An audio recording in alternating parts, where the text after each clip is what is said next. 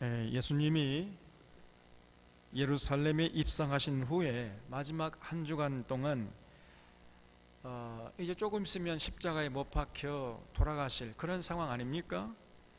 그 십자가를 눈앞에 두고 있는 상황에서도 최선을 다해서 하늘의 진리를 전해주셨는데, 그 진리 가운데에는 종말에 대한 내용도 있었습니다.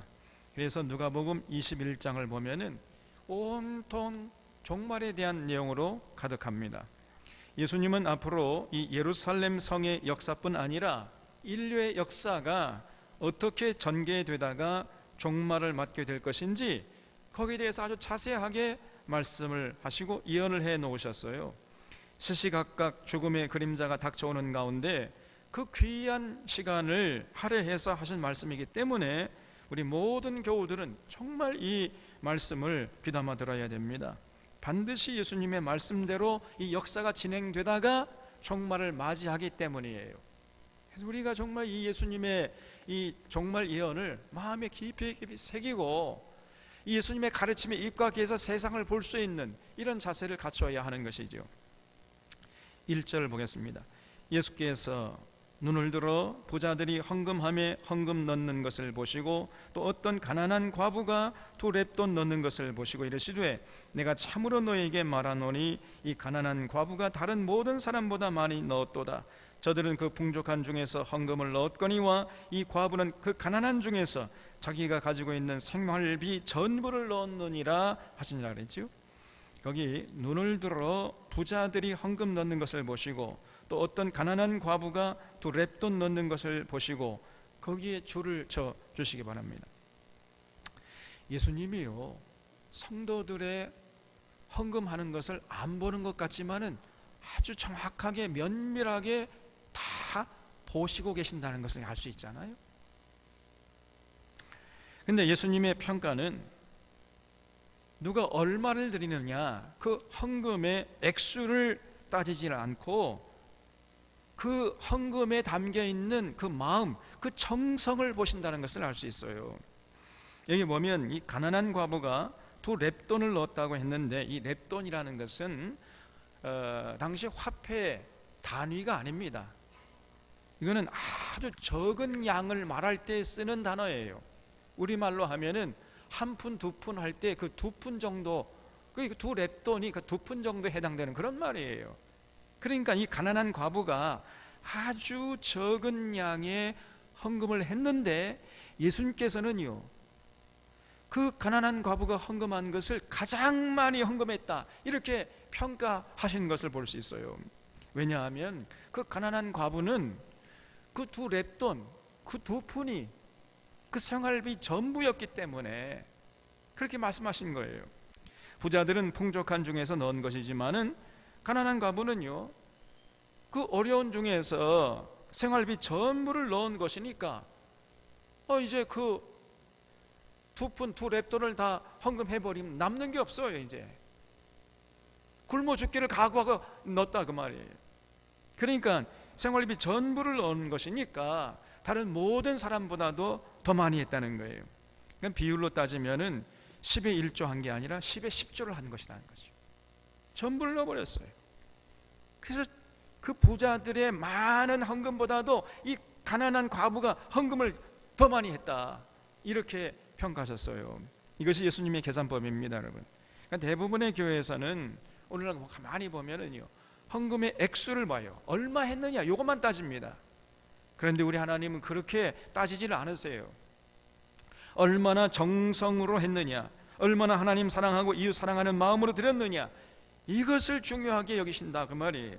마음 다하고 정성을 다하고 무엇보다도 하나님의 뜻을 받들어서 사는 삶이 담긴 그러한 헌금, 이거를 귀히 여기시고 이것을 가장 중요하게 보신다는 것을 우리 사랑하는 선원의 교우들은 잊지 마시기를 바랍니다. 여기 5절을 보겠습니다. 어떤 사람들이 성전을 가리켜 그 아름다운 돌과 헌물로 꾸민 것을 말하며 예수께서 이르시되 그랬지요. 여기에 성전은 헤롯 성전을 말하지 않겠습니까? 당시 이제 헤롯이 성전을 짓고 있었기 때문에, 원래 예루살렘 성전은요 제일 처음에 솔로몬이 지었잖아요. 그래서 솔로몬 성전이라고 하는데, 그 솔로몬 성전은 바벨론의 느부갓네살이 이제 침공해 가지고 완전히 돌 위에 돌아남지 않고 다 무너져 버리지 않았습니까?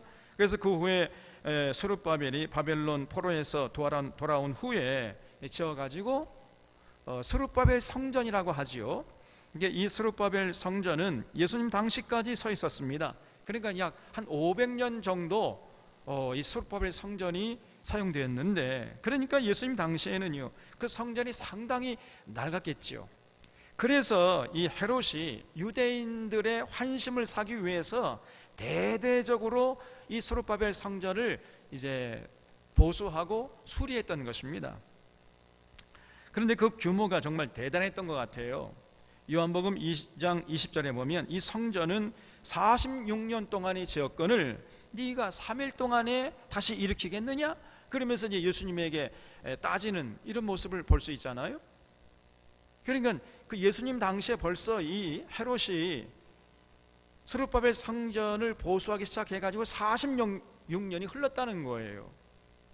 그러면은 그 당시 예수님의 나이를 30살 전으로 이제 볼 때에 이미 예수님이 하시기 전 한 16년 전부터, 그렇죠?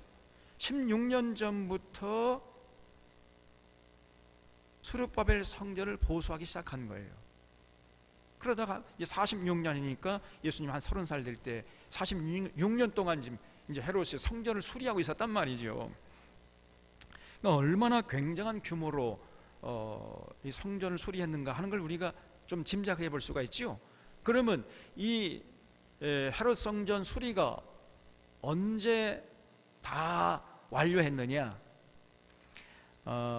학자들에 의하면요 AD 63년에 드디어 완공했다는 거예요.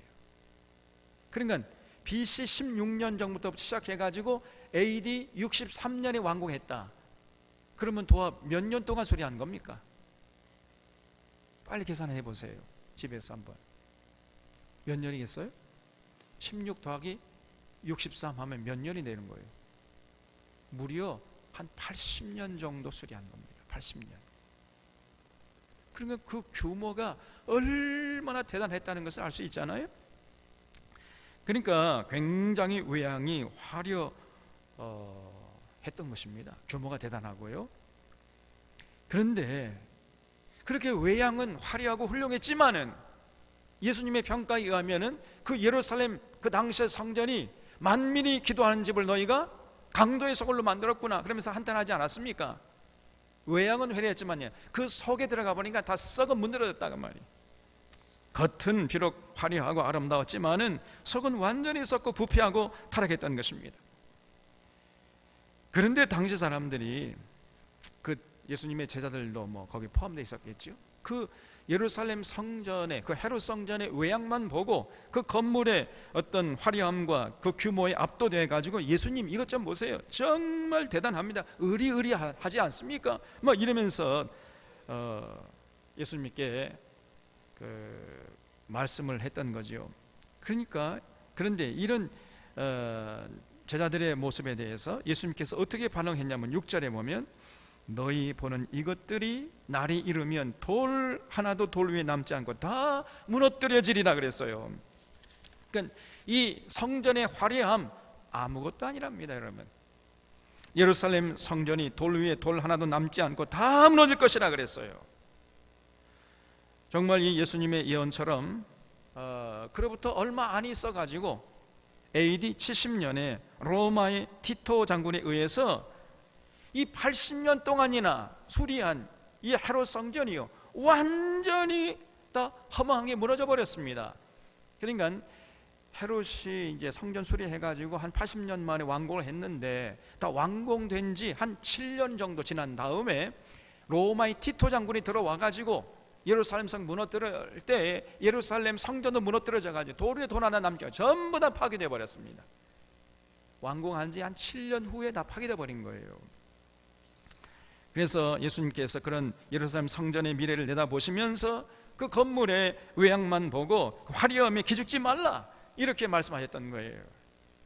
그 건물만 화려하고 그 속에 내용물이 다 썩어버리면 그것처럼 그 참 어처구니 없는 짓이 어디 있겠습니까, 여러분? 당시 예루살렘 성전이 그랬던 것입니다. 그러니까 이런 예수님의 말씀에 제자들이 깜짝 놀라지 않겠어요? 그래서 7절에 그들이 물어 이르되 선생님이여, 그러면 어느 때에 이런 일이 있겠사오며 이런 일이 일어나려 할 때에 무슨 징조가 있사오리까? 이렇게 물었어요. 당연히 이렇게 묻지 않겠습니까? 예수님, 이런 일이 언제 일어납니까? 그리고 그런 일이 일어날 때 무슨 징조가 있겠습니까? 이렇게 물었던 겁니다. 만약에 제가 예수님 말씀을 들어도요, 이 질문을 할 것 같아요. 여러분도 그렇게 질문하지 않겠습니까? 예루살렘이, 저렇게 화려한 예루살렘이 무너진다고 하는데 언제 어떻게 무너지겠느냐 궁금해요, 안 해요? 궁금해요? 그럼 어떻게 하면 돼요? 계속 읽어보면 된다 그랬잖아. 계속 읽어보면 돼요. 예수님께서 이들의 질문을 받고 8절 이하부터 21장 전체를 통해서 이제 미래에 일어날 일들을 예언하셨는데 그 규모가 얼마나 큰지요. 예수님 당시부터 시작해가지고 이 종국사적 종말에 이르기까지 인류 역사 전체에 대해서 예수님께서 이제 예언을 해놓으신 거예요. 그래서 우리가 이 예수님의 말씀을 들을 때에는 정말 아주 정밀하게 구분해서 분별해서 들을 수 있어야 돼요. 예수님의 종말 예언에는 얼마 안 있으면 일어날 그 예루살렘 멸망을 의미하는 부분도 있고, 초대교회가 그로부터 이제 한참 후에 박해당할 것임을 시사하는 부분도 있고, 그리고 이제 인류 역사에 그 종국사적 종말에 일어날 사건도 거기에 담겨 있는 거예요. 그래서 이 세 가지 차원의 예언을 올바로 구분해서 들을 수 있어야 하는 것입니다. 이 부분은 예루살렘 멸망을 두고 하신 말씀이구나. 이 부분은 초대교회가 당할 대박해, 그리고 우리 모든 믿는 자들이 당할 대박해를 두고 하신 말씀이구나. 이 부분은 말세지 말에 예수님이 재림 직전에 일어날 대환란을 말하는 것이구나. 이렇게 우리가 예수님의 말씀, 이 예언을 잘 세분해서 분별해서 들을 수 있어야 돼요. 많은 사람들이 이 예수님의 예언을요 그냥 두리뭉실 이렇게 이해를 해가지고 자꾸 오해를 하는 이런 경우가 많습니다. 그런 실수를 우리는 다시는 범하지 않아야 되겠습니다. 8절을 보겠습니다. 이르시되 미혹을 받지 않도록 주의하라. 많은 사람이 내 이름으로 와서 이르되 내가 그러하며 때가 가까이 왔다 하겠으나 그들을 따르지 말라 그랬죠. 이 부분은 종국사적 종말에 대한 예언이에요. 종말이 오기 전에 수많은 거짓 예언자들, 거짓 메시아, 거짓 그리스도가 나타날 것이라고 말씀하신 것입니다. 여기 미혹받지 않도록 주의할 때 이 미혹이라는 것은 혹하게 해가지고 빠지게 하는 것을 말해요. 진리가 아닌데 진리인 것처럼 이렇게 그냥 겉만 화려하게 꾸며가지고 사람들을 속여먹는 것입니다. 이게 미혹이에요. 근데 거기에 많은 사람들이 넘어간다는 거예요. 그래서 미혹받지 않도록 주의하라 그랬습니다. 여러분, 지금 이 신천지에 빠진 사람들이요, 이번에 코로나 바이러스를 통해서 이 신천지에 빠진 사람들의 명단과 그 규모가 다 드러났지요. 놀랍게도요 30만 명이 넘는데요. 이 정말 통찰스러운 노릇 아닙니까? 이 신천지의 그 거짓 사기 집단, 패륜 집단에 넘어간 사람들이 30만 명이 넘는다는 것입니다, 여러분.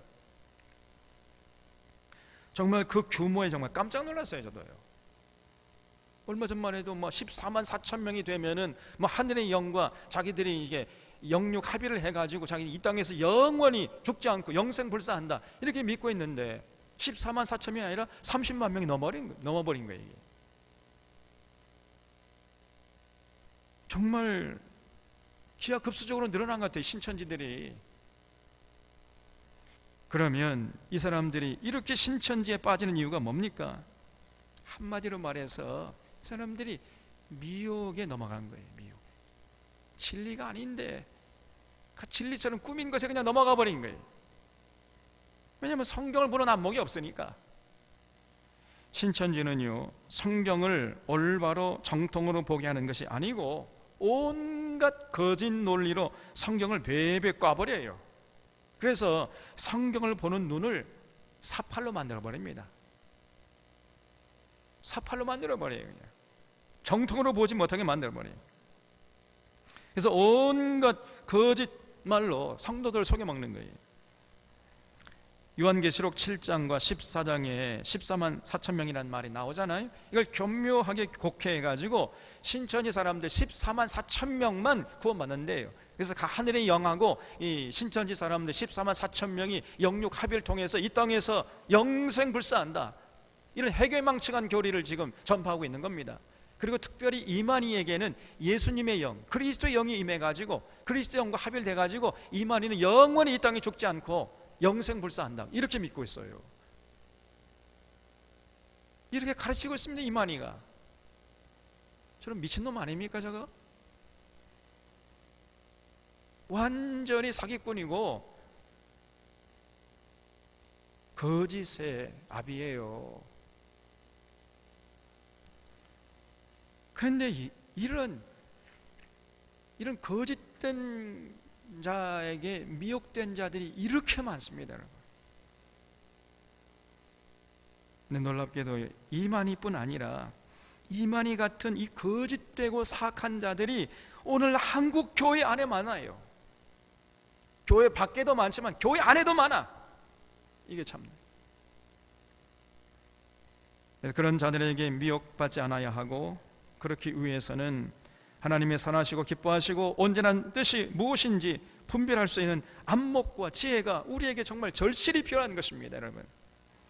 그러려면은 성경을 보는 안목을 올바로 키우는 수밖에 없는 거예요. 이 길 외에 다른 길이 없습니다, 여러분. 성경을 부분적으로 파편적으로 알게 되면 반드시 이런 엉터리들에게 미혹당하게 되는 것입니다. 성경을 올바로 이해하려면은 성경이 기록될 당시의 역사적인 배경을 알면서 성경의 전후 문맥을 살펴가면서 성경을 전체적으로 이해하려고 하는 노력을 해야 돼요. 그래서 제가 이 짧은 설교 시간에 그 내용을 자세히 말씀드리기는 어렵고, 우리 사론의 교우들은 에스라 성경 강좌에 반드시 참여하시기를 바랍니다. 그래서 빠른 시간 안에 성경 전체를 기록된 원래 목적을 따라서 볼 수 있는 안목을 키우는 이런 노력을 해 주셔야 돼요. 그리고 여러분의 사랑하는 자녀들에게 또 이웃에게 전하는, 적어도 이런 정도가 돼야 됩니다, 여러분. 그러할 때만이 우리 한국교회가 이제 회복될 거예요. 9절을 보겠습니다. 난리와 소요의 소문을 들을 때 두려워하지 말라. 이 일이 먼저 있어야 하되 끝은 곧 되지 아니하리라 그랬죠. 이것은 예루살렘 멸망에 대한 예언이에요. 예루살렘이 이제 멸망하는 사건이 먼저 있어야 하되, 그렇다고 역사가 끝나고 곧바로 예수님 재림하시는 것이 아니라는 것입니다. 자, 그러면 그 예수님 재림하시는 그 종말의 때는 언제냐, 어떻게 오는가? 10절에 보면요, 또 이르시되 민족이 민족을, 나라가 나라를 대적하여 오겠고 그랬죠. 그러니까 종말이 되기 전에 먼저 많은 전쟁이 있을 것이라는 거예요. 전쟁이 터진다는 겁니다. 여러분, 그러면 전쟁이 왜 터집니까? 인간이 살아가는데 반드시 있어야 되는 필수적인 두 가지가 있어야 돼요. 그게 뭐겠습니까? 식량하고 또 에너지. 에너지와 식량, 이건 반드시 있어야 돼요.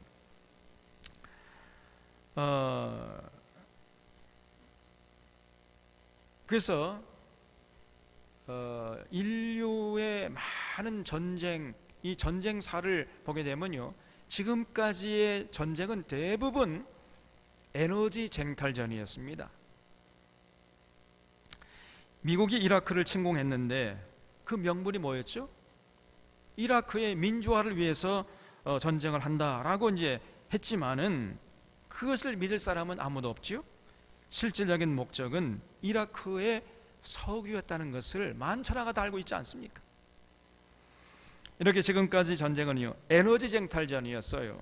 그런데 앞으로 전쟁은요, 식량 쟁탈전이 될 것이라는 겁니다. 여러분, 우리가 에너지는 없어도 살 수 있어요. 그렇죠? 그러나 식량이 없으면은 일주일도 버티지 못합니다. 다 굶어 죽어요. 전기가 없으면요, 밤에 일찍 자면 되는 거예요. 그렇잖아요. 또 휘발유가 없으면은 자동차 굴러가지 않으면 그럼 걸어가면 되죠. 자전거 타고 다니면 돼요. 그렇지 않습니까? 컴퓨터나 스마트폰이 없어도 살 수 있어요. 그러나 식량이 없으면 살 수 없습니다. 그러므로 농업을 중시해야 되는 것이고, 농업 기반을 무너뜨린 짓을 절대로 해서는 안 되는 것입니다. 많은 사람들이 우리가 공장 많이 지어가지고 수출해서 번 돈 가지고 식량은 수입해서 먹고 살면 된다, 이런 순진한 생각을 하고 있어요. 이것처럼 어리석은 생각이 없는 것입니다. 여러분, 식량은요, 유사시에는 그게 무기가 되어버려요. 유사시에 누가 식량을 팔려고 하겠습니까? 그럼 전부 굶어 죽어요. 돈이 아무리 많아도 그 돈 아무도 쓸 데가 없는 것입니다. 그게 정말 어리석은 생각이에요. OECD 국가 중에서 농업과 농촌을 무시하는 국가는 단 한 국가도 없습니다. 대한민국만 빼고. 여러분, 지금은 이 전남이 소외되어 있지만은 미래에는요, 이 전남이 정말 모든 사람들이 살고 싶어하는 그런 복된 땅이 될 줄로 믿으시기 바랍니다. 또 11절에 곳곳에 큰 지진과 기근과 전염병이 있겠고 또 무서운 일과 하늘로부터 큰 징조들이 있으리라 그랬죠. 세계 곳곳에서 지진이 일어나고 기근과 전염병이 돌 것이라 그랬어요. 그런 다음에 종말이 된다는 거예요. 여러분, 2011년, 지금부터 벌써 9년 됐잖아요. 3월에 일본의 동북부 후쿠시마에 쓰나미가 몰려와가지고 일본이 자랑하던 그 세계적인 수준의 그 핵발전소 4기가 그냥 터져버리지 않았습니까? 그래서 방사능이 이제 후쿠시마 일대 전 일본 다 뒤덮고 태평양 바다를 오염시키고 있잖아요. 그런데 일본의 아베 정부가 후쿠시마 핵발전소를 완전히 통제하고 있다 이렇게 하면서 올 7월 달에 이제 올림픽을 개최하려고 하지만은 여러 정보들을 종합해 보면요, 이 아베 말은 새빨간 거짓말입니다. 여러분, 그 방사능 통제되고 있지 않아요. 거짓말입니다. 저 아베가 입만 열면 거짓말 해대고 있어요. 자, 그러면 어쩌다가 그런 사건이 일어난 것입니까? 후쿠시마 앞에 있는 태평양 바다에서 9.0 강도의 지진이 난 거예요. 그러니까 태평양 한가운데서 지진이 나니까 태평양 바다 물이 한번 그냥 출렁한 겁니다. 그러니까 출렁하니까 이제 파도가 일겠죠. 그 파도가 막 일고 이래가지고 후쿠시마에 도달했을 때는 엄청 집채만한 파도가 덮쳐, 이걸 쓰나미라고 그러잖아요. 쓰나미가 덮쳐와가지고 그 핵발전 4기가 터져버린 것입니다. 여러분, 그런데 그래서 이 사실은 후쿠시마 핵발전소 터진 것은 결국은 지진 문제였어요. 지진 때문에 그런 겁니다. 그런데 이런 지진이 지구 곳곳에서 일어나고 있어요. 중국의 사천성 대지진 얼마 전에 일어났잖아요. 또 샌프란시스코 대지진, 일본의 관동 대지진, 그 유명한 대지진 아닙니까? 근데 앞으로 이런 지진들이 규모도 더 커지고 강도도 더 세질 것이라는 거예요. 그런 다음에 종말이 온다 그랬어요. 그리고 전염병이 있다 그랬어요. 여러분, 얼마 전에 사스라고 하는 중증호흡기 증후군이라는 전염병이 창궐했잖아요. 또 메르스 바이러스도 있었고 신종 플루도 있었고 요즘에는 코로나19 바이러스가 지금 전 세계에 창궐하고 있지 않습니까? 근데 앞으로는 점점 이런 질병들이 더 많아질 거라는 거예요. 왜냐하면 점점 인류가 하나님의 창조 원리와 창조 질서를 예사로 무시하고 그저 그냥 물질 만능주의에 휘둘려 살기 때문에, 그러면서 편안함과 쾌락을 추구하기 때문에 인간은 점점 더 약해질 것이고 그 틈을 바이러스가 파고들고 있는 것입니다. 그래서 여러분, 평소에 제가 늘 말씀드리잖아요. 건강에 관심을 갖고 면역력을 키우는 것이 중요하다 이렇게 말씀드렸지 않습니까? 요즘 유행하는 이 코로나19 바이러스도 건강한 사람들은요, 비록 그 바이러스가 들어온다 할지라도 그냥 우리가 감기 앓는 것처럼 이렇게 앓다 그냥 지나가 버린대요.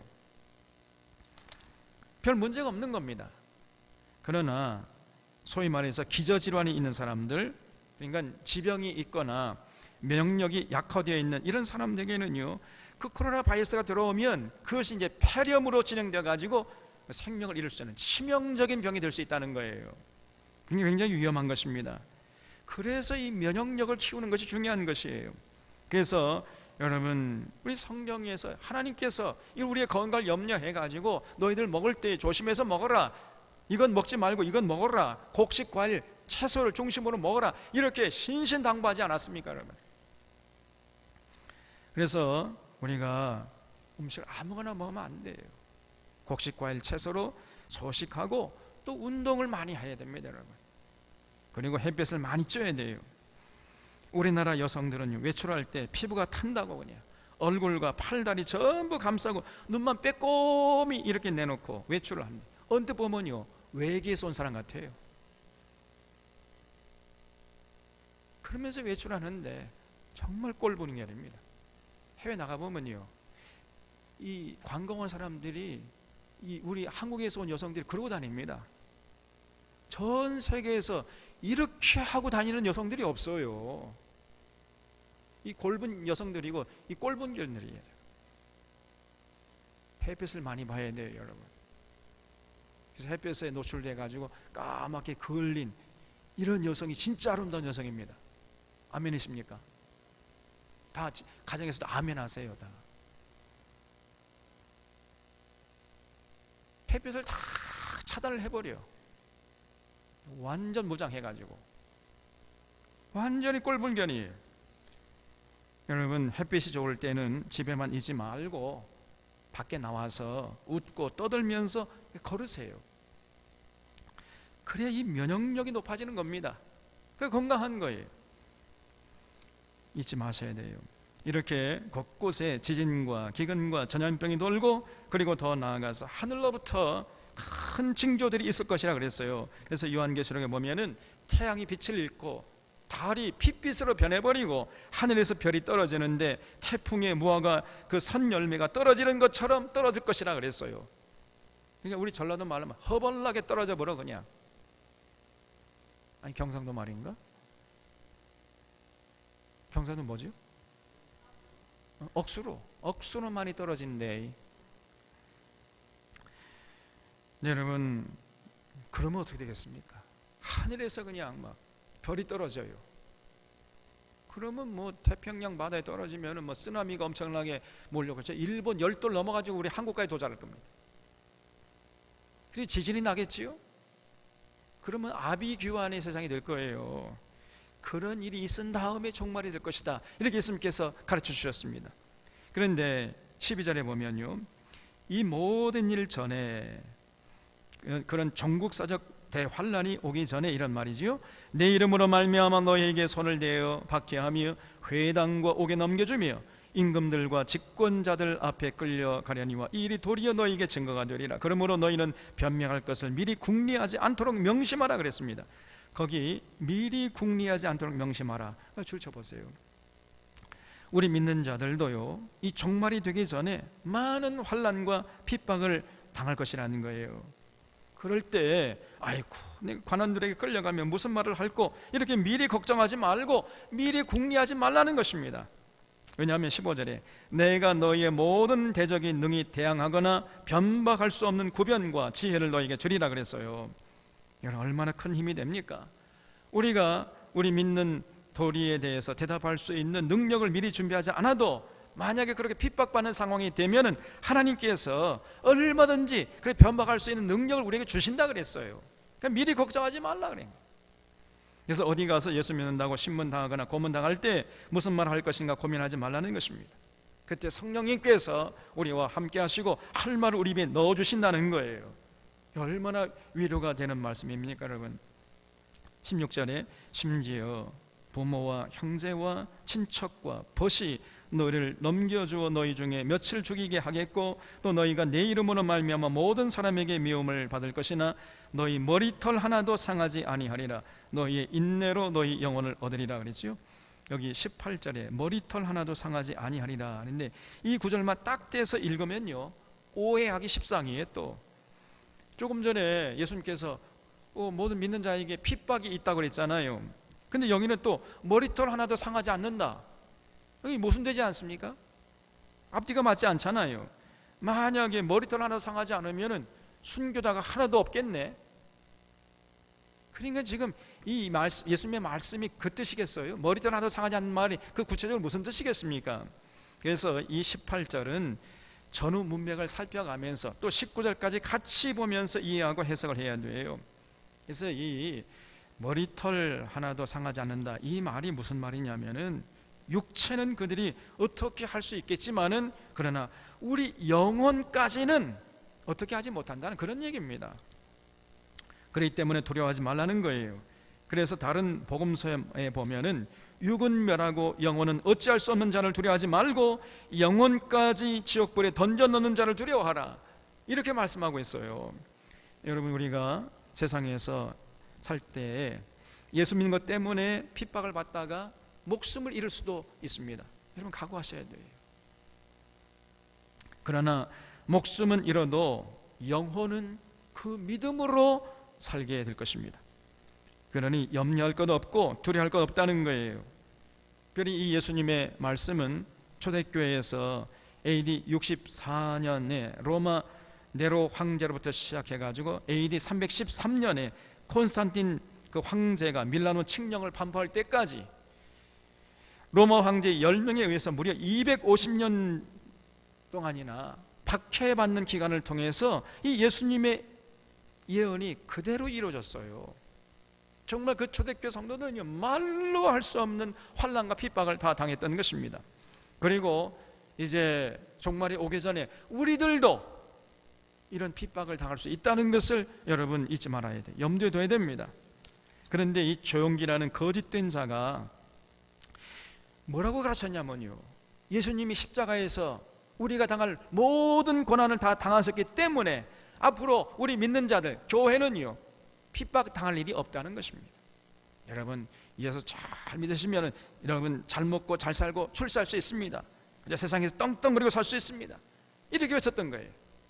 그러면서 기복신앙을 부추겼는데 그만 한국교회가 거기에 놀아난 것입니다. 들을 때는 참 듣기 좋은 말이잖아요. 고난이 없다니까 당장 좋지 않아요. 그러니까 거기에 그냥 다 놀아난 거예요. 여러분 그렇지 않습니다. 이제는 더 이상 이런 거짓된 가르침에 휘둘리면 안 돼요. 우리들도 이 땅에 사는 동안 예수 믿는다는 이유로 핍박과 박해를 받을 수 있다는 것, 이것이 진리예요.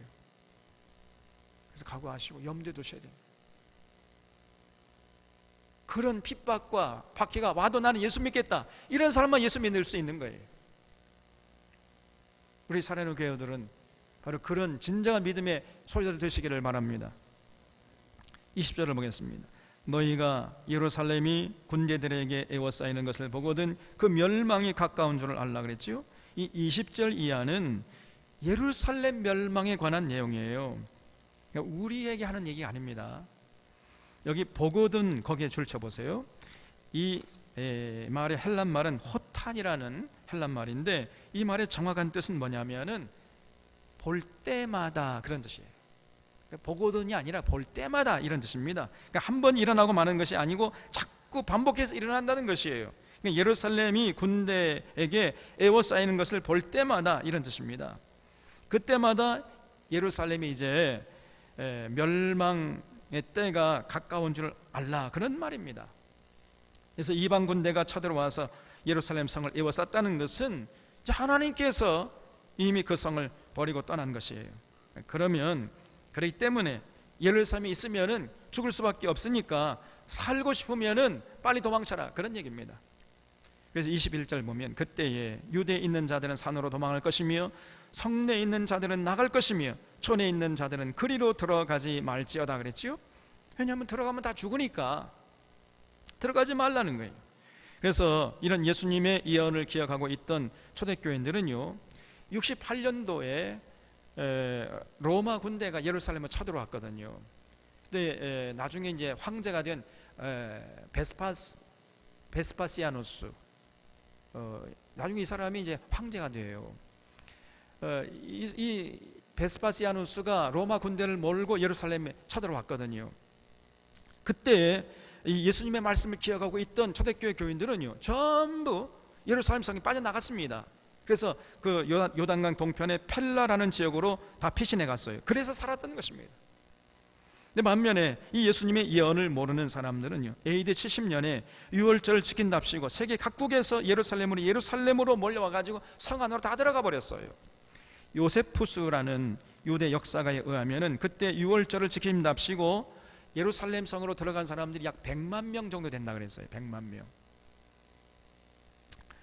그런데 그렇게 100만 명 예루살렘 성에 들어가 있는 동안에 로마 군대가 쳐들어와 가지고 예루살렘 성을 다 에워싸 버린 것입니다. 그러니 성 안에서 어떤 일이 벌어졌겠어요? 한번 생각을 해보십시오. 우리가 예레미야에서 봤잖아요. 성 안에 굶주림이 임한 거예요. 굶주림이. 식량이 다 떨어지니까. 그래서 굶어 죽다 못해가지고 사람들이 서로 치고받고 싸워 죽이고 그 굶어 죽은 시신을 뜯어먹고 이런 끔찍한 사건이 일어났던 것입니다, 여러분. 그러다가 결국은요, 이제 성이 무너져 버렸죠. 그래서 그 로마 군대에 의해서 예루살렘 성은 전부 불타버려요. 잿더미가 돼버리고 로마 군인들에게 칼에 맞아 죽고 살아남은 사람들은 로마로 끌려가서 콜로세움이라 하는 원형 경기장을 만드는 노동력을 제공하고, 그리고 자기들이 만든 그 원형 경기장에서 검투사들의 칼에 맞아 죽어갔던 것입니다.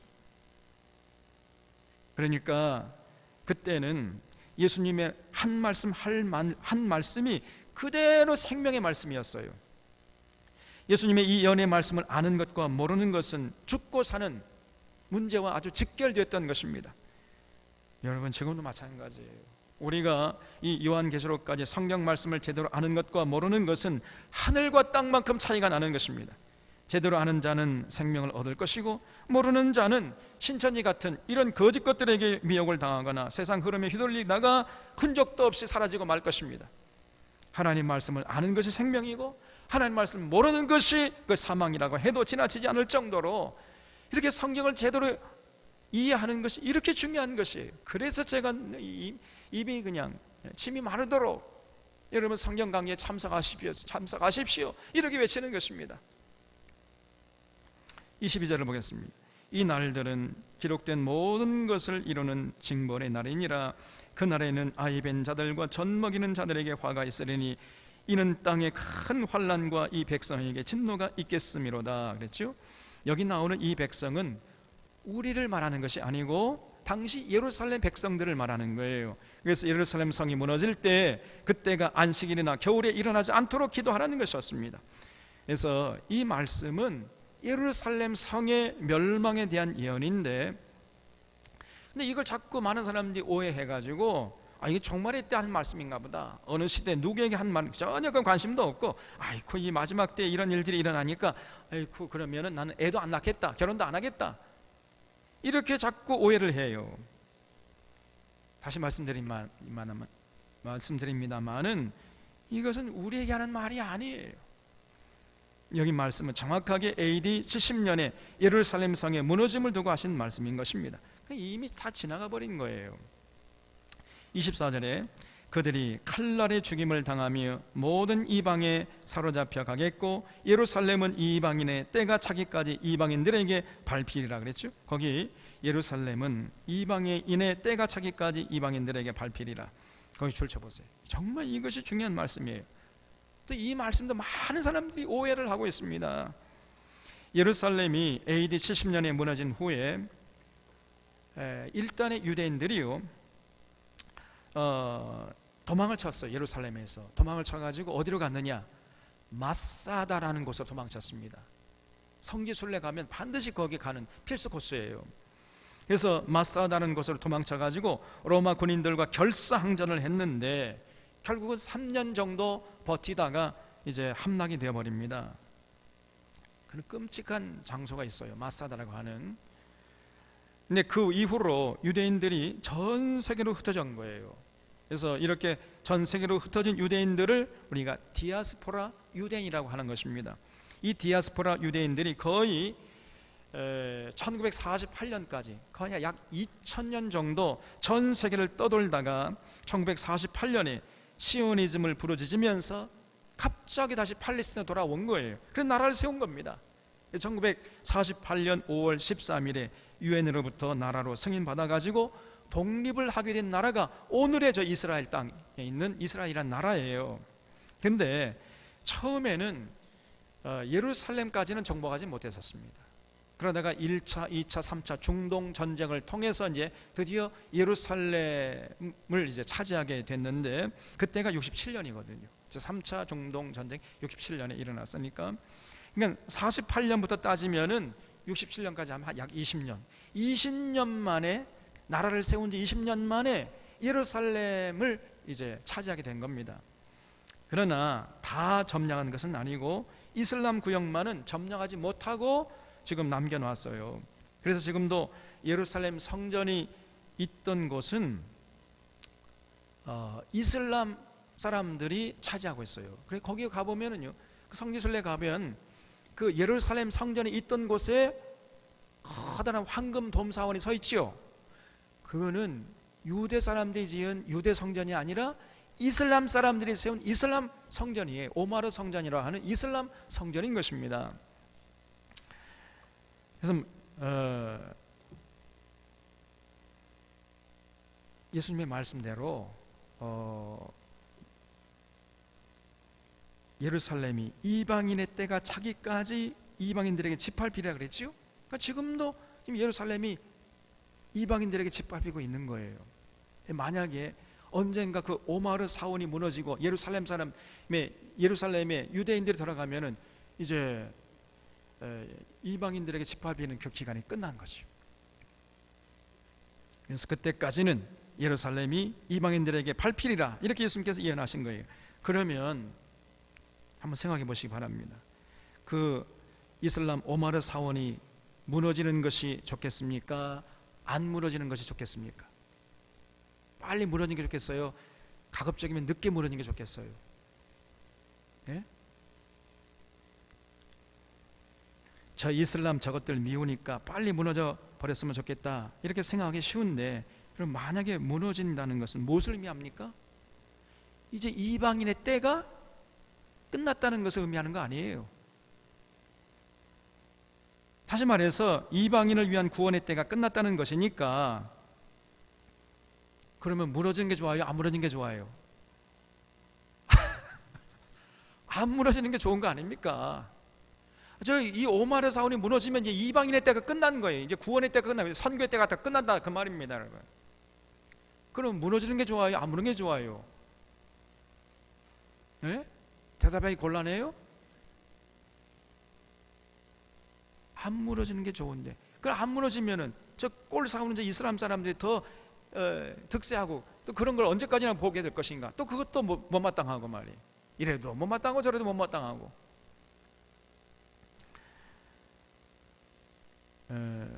그래서 여러분, 그거는 다 하나님께 다 맡겨버리고 우리가 할 일은 뭐예요?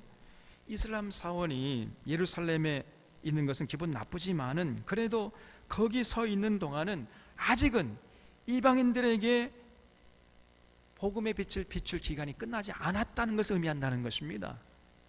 그러니까 복음을 전할 수 있을 때, 선교할 수 있을 때 열심히 우리가 선교해야 된다는 거예요.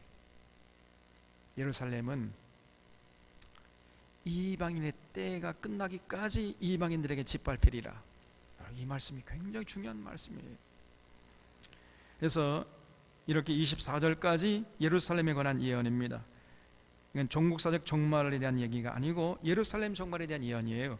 그리고 25절부터가 이제 종국사적 종말에 대한 예언인 것이에요. 그러니까 24절과 25절 이 사이에 시간적인 간격은요, 우리의 상상을 초월하는 것이에요.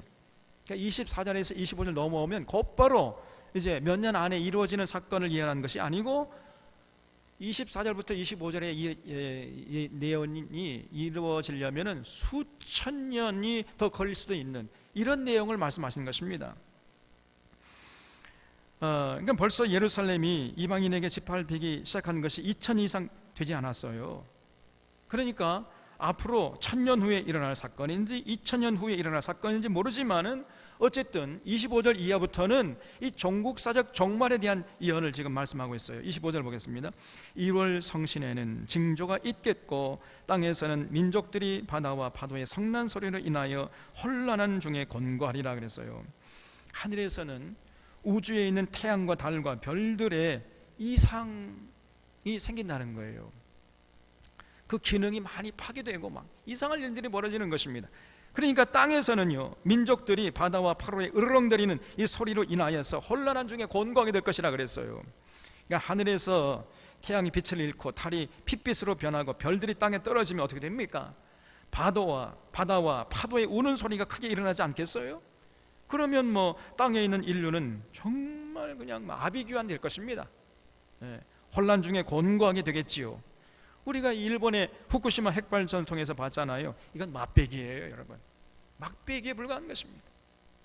26절에 사람들이 세상에 임할 일을 생각하고 무서워함으로 기절하리니 이는 하늘의 권능들이 흔들리겠습니다 그랬죠. 마지막 때에 일어난 사건들이 너무나 엄청난 사건들이 일어나니까요, 사람들이 그 두려워하다가 기절해서 죽는 사람들이 많을 것이라 그랬어요. 그래서 예수님께서 미리 예언을 해 주신 것입니다. 그러니까 우리 찬원의 교우들은 절대로 이제 기절하지 말기를 바랍니다. 왜냐하면 예수님이 이미 다 우리에게 알려주셨잖아요. 이게 바로 누가복음 21장에 있는 말씀이구나, 이렇게 우리가 기억하고 그럴 때일수록 정신 바짝 차려야 돼요. 베드로전서 3장 6절에 보면 너희는 선을 행하고 아무 두려운 일에도 놀라지 아니하면 그의 딸이 된 것이니라 그랬어요. 하나님의 아들들, 하나님의 딸들은요, 눈에 보이는 현상 때문에 놀라 자빠지고 넘어지고 걱정 근심하고 절망하고 그러면 안 된다는 것입니다. 그 위에 계신 하나님을 바라볼 수 있어야 되는 거예요. 그런 자들이 참된 믿음의 사람들인 것입니다. 우리 찬원의 교우들이 이런 참 믿음의 소유자들 다 되시기를 바라고, 어떤 어려움과 두려운 일이 벌어지면은 그 두려운 일, 그 사건, 그 이면에 계시는 그 하나님의 존재를 바라볼 수 있는 참 믿음의 소유자들 되시기를 바랍니다. 27절에 그때에 사람들이 인자가 구름을 타고 능력과 큰 영광으로 오는 것을 보리라 그랬죠. 이렇게 우주적인 재앙이 있은 다음에 이제 예수님이 재림하신다는 거예요. 여기 구름을 타고 오신다 그랬는데 구름이 뭡니까? 여기에 대한 해석이 분분한데 구름은 뭐요? 그냥 구름이에요, 구름. 더 이상 해석할 필요가 없습니다. 또 여러분, 우리 보고 준비하라고 한 것도 아니니까 우리가 이 구름이 뭔가 고민할 필요가 있어요, 없어요? 없습니다. 예수님이 친히 준비해서 타고 오신대요. 그러니까 그 구름이 무슨 비행기인지 우주선인지 그건 아무런 우리한테 상관이 없어요.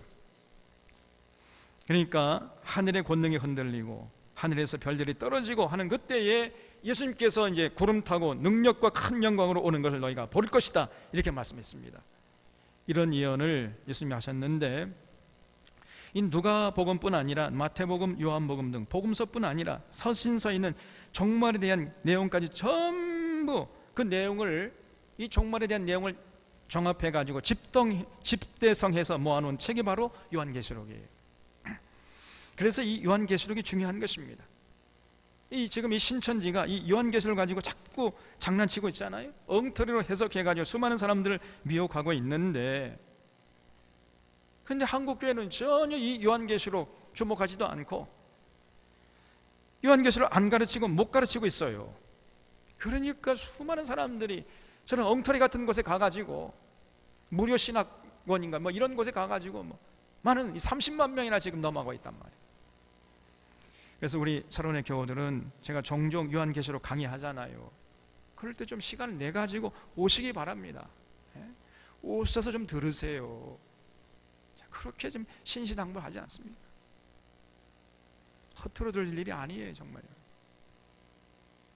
28절에 이런 일이 되기를 시작하거든 일어나 머리를 돌라 너희 속량이 가까웠느니라 하시더라. 이에 비유로 이르시되 무화과 나무와 모든 나무를 보라. 싹이 나면 너희가 보고 여름이 가까운 줄을 자연히 아나니 그랬죠.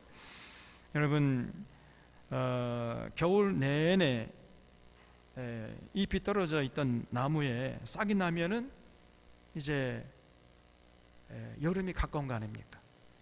예수님은 무화과 나무에 싹이 나면 여름이 가까운 줄 알라 그랬는데, 우리나라로 하면요, 매화가 이제 피면은 뭐가 된 거예요?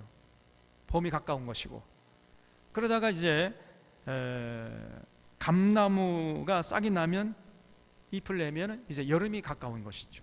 왜냐하면 감나무가 모든 나물 중에서 가장 늦게 싹을 낸대요. 말이 맞습니까? 그러니까 감나무에 싹이 나면 여름이 가까운 줄 알면 되는 그런 얘기예요.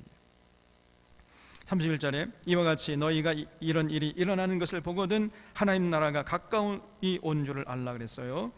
그러니까 25절부터 언급한 1월 성신의 징조가 있고, 바다와 파도의 성난 소리 때문에 혼란한 중에 곤고하고, 하늘에서 별이 떨어지고 산과 섬이 밀려가고, 엄청난 사람들이 그냥 막 두려워서 그냥 기절해서 죽어버리고, 이렇게 전 지구적으로 우주적으로 종말에 대한 징조가 보이거든.